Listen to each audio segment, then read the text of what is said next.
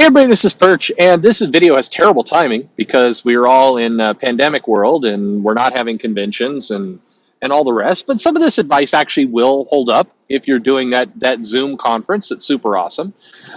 It is not super awesome. I need some like disclaimer. This is where if I spent more time editing the videos, I'd be able to put up like a little message that said like sarcasm, because I do get mail, and I get mail with people who clearly do not get the sarcasm. I made this comment like 2 weeks ago, something around the lines of, "Yeah, these Zoom conventions are really incredible. Oh, they're amazing." And then I got this guy went on this loud scree in mail of the Zoom conferences are terrible. How dare you prop these things up? They're awful. It's like, Jesus, man. Okay, I need a disclaimer. There's sarcasm. Good God, sarcasm. It's always crazy.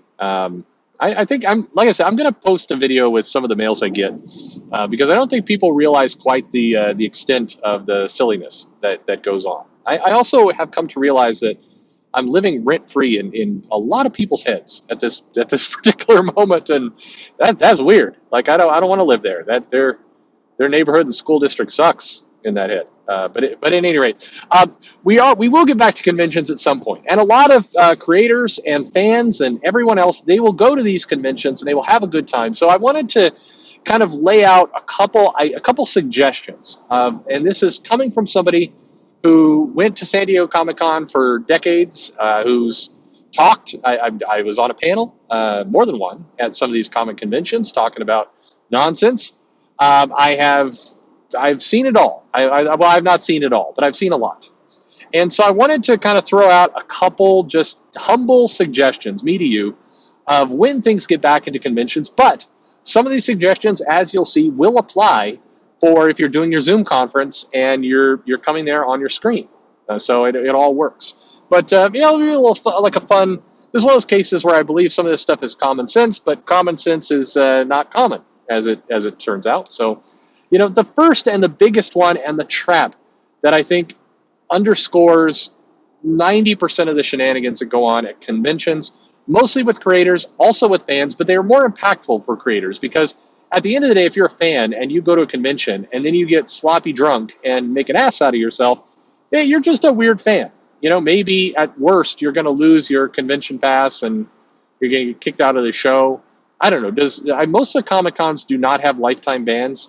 Here's by the way, a pro tip. Having talked to the organizers, and I know the people at Emerald City Comic Con, I know the people at San Diego Comic Con. They say lifetime ban. There is not a lifetime ban. That is not true. If you sign up the next year, you can get a ticket and go on in. That is a scare phrase. It doesn't actually occur. So just there you go. Secrets revealed here on the Perch Show. But drinking. Look, I clearly drink. If you come to Friday night chats, I have an adult beverage. I hate that phrase, by the way. Nothing says douche quite like saying I'm enjoying an adult beverage. It's like, yeah. Anyway, you should have your drink, but you should do a couple things to help yourself out. First off, if you've been at convention hall all day, you're probably dehydrated. You probably haven't eaten as much food as maybe you should. So diving right into hard liquor is a bad idea. Hard liquor on an empty stomach is a bad plan. Hard liquor dehydrated is a bad plan. You're going to get drunker than you expect.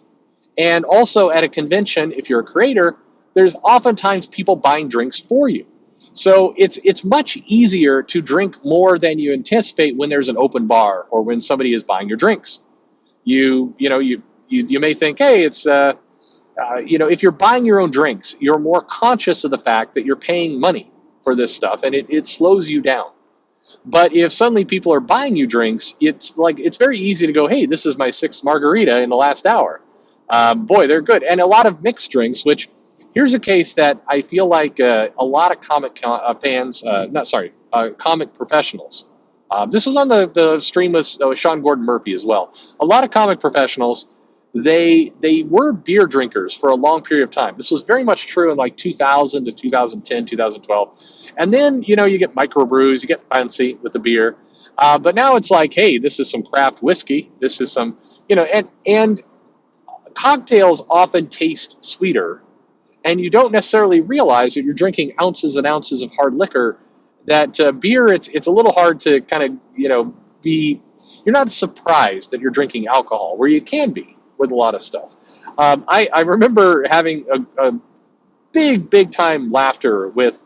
I had to do an edit there. I did a lot of fun at a convention at one point with a artist who will not be named, who was under the impression that a Long Island iced tea had a splash of vodka in it, just a splash, just a hint, a whiff, a sprinkling of vodka.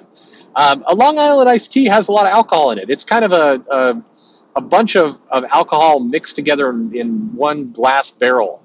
And if you have four of those, you're going to get shit faced really quickly. So that's the source of I would say 95% of the shenanigans that go on. It's the creator comes in, they're getting free drinks, they're not paying attention, and before they know it, you're in bed with Warren Ellis. Or no, I mean you're doing something you shouldn't. And this goes true for Zoom calls as well. I get that you're in your own home and everything else, but when you're staring into the screen and you can't see the immediate reaction of the people around you, you tend to think you're funnier and smarter than you are. You tend to tell jokes that maybe aren't as funny. You tend to make comments that you maybe wouldn't make in person because if you're there in person, you'd have some visual cues like people looking at you, in horror when you're talking about, the time you roofied a intern. Maybe that shouldn't. When you're on Zoom, it allows you to ramble on. I mean, God knows I know that in this show I'm rambling on like crazy, but you can get into that habit more often than not. And plus, you're at home, you can maybe get a little high before that interview to kind of calm those nerves. And maybe then while you're high, you think a good idea would be to have a glass of scotch to show that you're sophisticated while you're on screen. And then before you know it, you're looking kind of like a sloppy weirdo on these Zoom calls. And I think there's, what was it, the panel of X? I'm reasonably certain that at least two people on that call were going with medication plus alcohol plus some pot plus some weed, all in combo, because it didn't look quite right. I'm just saying, just things didn't quite gel like you'd expect. At any rate, I think that knowing your limits is a good plan. That sounds like such an old guy dad thing to say, but knowing your limits would help you out immensely, and in terms of what it is that you're doing. The other one is, and the other bit of suggestion, and this definitely applies only to conventions in person, and I want to act as like the peacemaker translator between some creators and some fans. You as the artist are probably working on some amazing thing that you currently have. Oh, you know what? I'll use Sean Gordon Murphy as an example because I know he's not this way, but it will be a good illustrative example. So Sean Gordon Murphy did his creator-owned project Plot Holes. It's coming out. He has some pride in that book, and there's some characters he's doing, and it's very cool. He's created a little universe for him. It's great. He should be proud of it. It's awesome. When he goes to conventions, if he had a signing table, if he's doing something there, and fans come up and they ask him to draw Batman, Sean Murphy shouldn't scream at them like, "Why don't you want me to draw Plot Holes?" That would be stupid because he's very well known for Batman. Batman's a very well known character. Of course, White Knight's very popular. And a lot of people coming to the convention are it's kind of like when rock bands do their greatest hits. They want the greatest hits. They want the thing that they know. And hopefully Plot Holes and everything he's doing there gets a lot of pickup and people get more excited and he can continue that universe. I mean, the thing I'm going to be pissed about with Plot Holes is if this is a one and done thing, because I think he's creating a universe I would like to see continue. But regardless of that, don't be pissy at fans who come to you wanting for you to draw their greatest hits. They're wanting to kind of honor the thing that brought you to the party.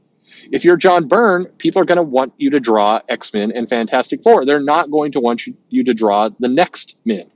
Most likely. That's probably not going to happen. If you're Todd McFarlane, you're going to have people come up and ask you to draw Spawn. You're also going to have people come up and ask you to draw Spider-Man. That's not weird. If you're J. Scott Campbell, you're going to have people come up and want you to draw pretty-looking women. That's what they're going to want. And to some extent, raging against what people want is folly. That's a recipe to make yourself insane. You need to be able to kind of understand that conventions are a celebration of the greatest hits most of the time. And trying to fight that or push back against it is a bad idea. And you're proud of this new thing you're doing. Awesome. You should be proud. Be proud of it. But a lot of people coming to the show are going to want the greatest hits. And being an asshole, I have watched artists like just lose their complete minds at fans who come up and ask them to draw the character they don't want to draw. And I mean, what do you expect is the answer to there. What did you think would happen when you set up a signing table and you're taking commissions and people are paying you to do work and you're most well known for this big iconic character? I mean, that's life, folks. That's what's going to happen. The last bit of advice, and I'll probably wrap this one up a little bit, is if you are, and this is more to the fans, but also a little bit to the creators, if you're getting stuff signed, okay, before you get to the table, like while you're waiting in line for like 30 minutes, make good use of your time. And when I say by make good use of your time, I mean, like, get those comics sorted out, get them ready, maybe get them out of the bag so they can be easily signed. Don't wait until you get to the table, gush all over the creator, and then start to fumble with what the hell you have going on. I have watched people carrying around like a stack of 50 comics. They want the creator to sign 2 of them. The comics are tucked somewhere in that range. So now they put all the comics down on the table and they're trying to fumble through getting to the comic they want and all the rest, and they have to remove it from the bag, and then they're trying to mess with the tape, and the tape isn't working, or God help them, they've got those plastic sleeves, or they're trying to pop the corners of the sleeve in order to get the stuff out. I mean, it's just like it's a comedy of errors. And I think I said this in a previous video. I have watched many comics just get destroyed by somebody fumbling to get it out of there, or a creator getting it out of the bag for the fan and then accidentally ripping the cover off by the tape sticking to the comic as they pulled it out. And so the advice to creators, and I've said this before, to avoid a lot of heartbreak, when a fan comes up to your table to get something signed, make them get the comic out for you. Don't volunteer for that job. Just, it will make your line go faster. It will ensure that if the fan screws it up, that they won't destroy, that you're not going to be the one who's blamed for destroying their comic. Lots of reasons why you want to get out of that job. That is not a job for you. that is a job for someone else. And it will make the lines flow faster. It'll make everybody happier. Smiles all around. Convention time should be a happy time, smelly time, but also a happy time, and this will all help make it happen. Anyway, hey, little trip down memory lane. I apologize for the you're humoring me, I guess, in my memories of times gone by, gone bad. What are some tips that you would like to provide to both creators and to customers, to fans, that would help them out in that convention experience? Let me know in the comments below, right in there. Let's chat about what you remember. Thanks for listening.